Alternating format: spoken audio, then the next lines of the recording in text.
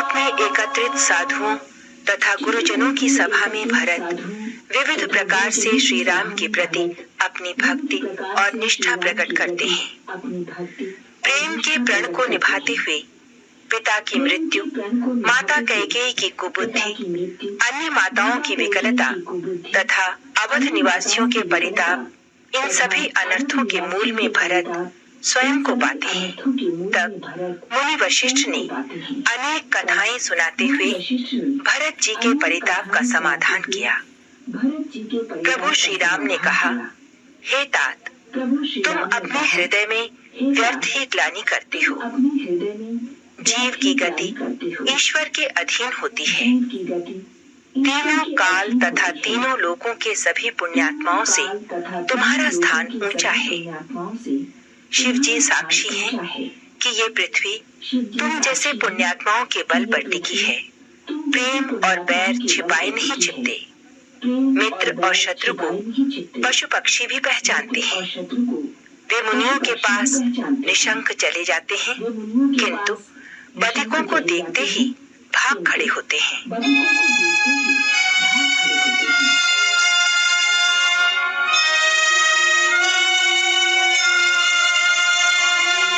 साधु सभा गुर प्रभु निकट,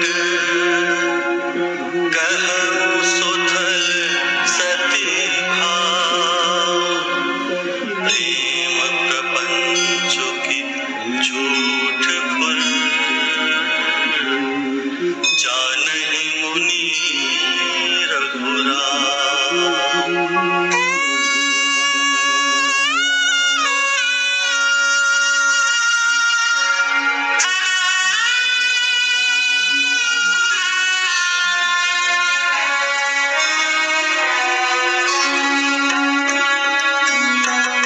भूपति मरन प्रेम अनुरागी, जननी कुमति जगत सबु साखी।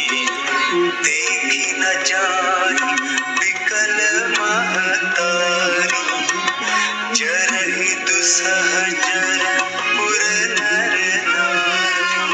मही सकल अनरथ कर मूला, सुन सुनि समुझि सहिउ सब सूला।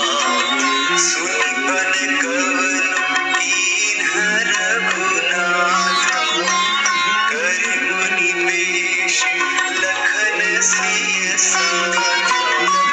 बिनु पालहि पावहि पाए, संकरु साखी रहउ एहि घाए। बहुरी निहारी निषाद सनेहु, पुलिस कठिन पुर भयउ न भेउ।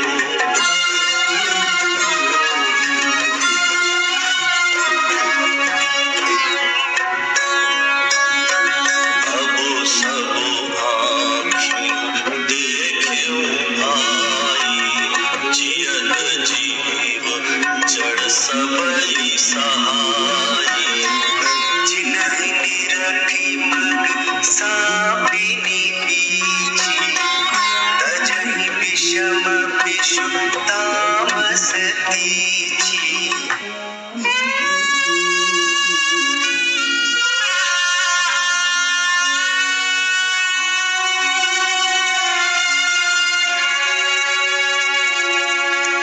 ते रघुनंदनु लखनु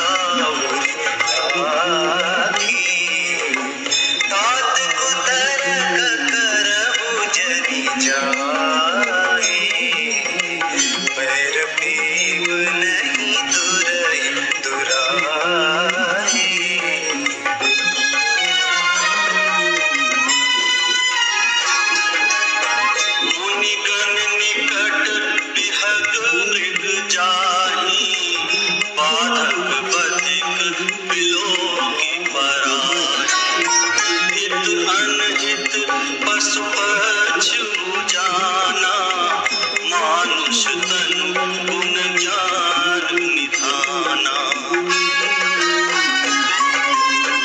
तात तुम्हारी मैं जानऊनी के करो का असमंजस राय सत्य मोहि त्यागी तनु परिहर प्रेम बन लागी।